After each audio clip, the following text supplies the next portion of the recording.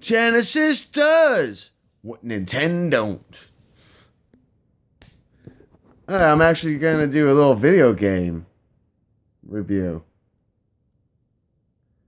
and this is kind of a take that I have not heard um, in a while, and I've been paying it. There's a few people I listen to. Um, Pat the NES Punk, Pat Country, and he's gonna take you back to the past to play the shitty games that suck ass. The Angry Video Game Nerd, and the Cinemassacre Squadron. And I haven't heard him with this take on the whole console wars between the Super Nintendo and Sega Genesis.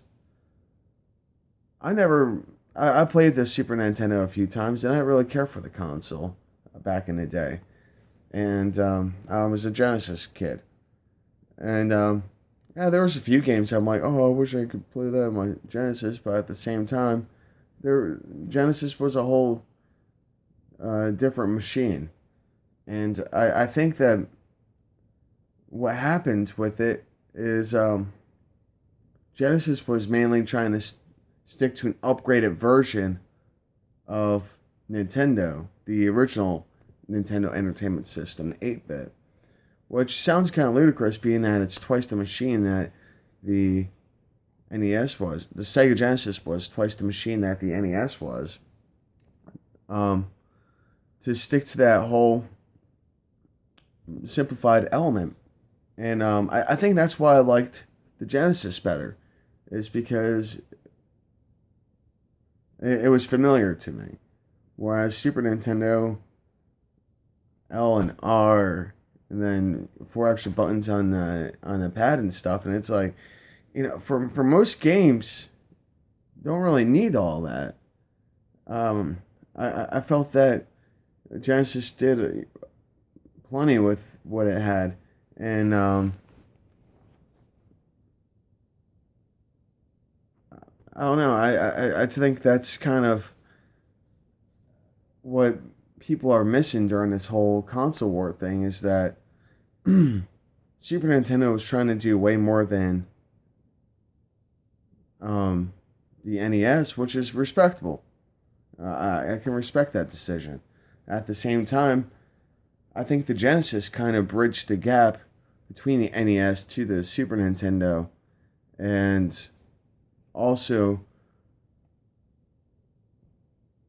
transitioned into the other elements and whatnot, and really started to pave the way for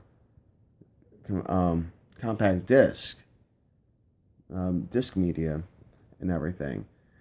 Um,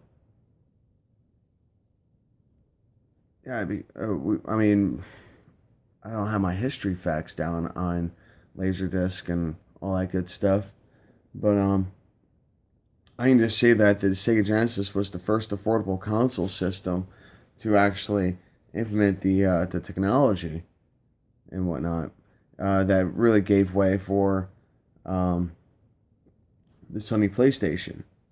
I mean, look, the next console that came out after then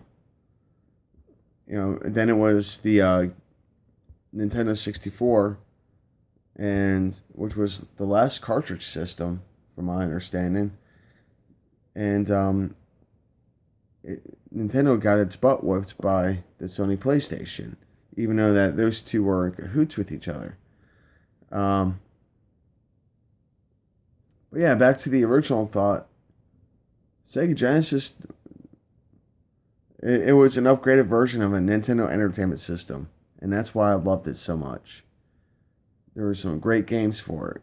One of my favorites is Target Earth, and I really feel that people should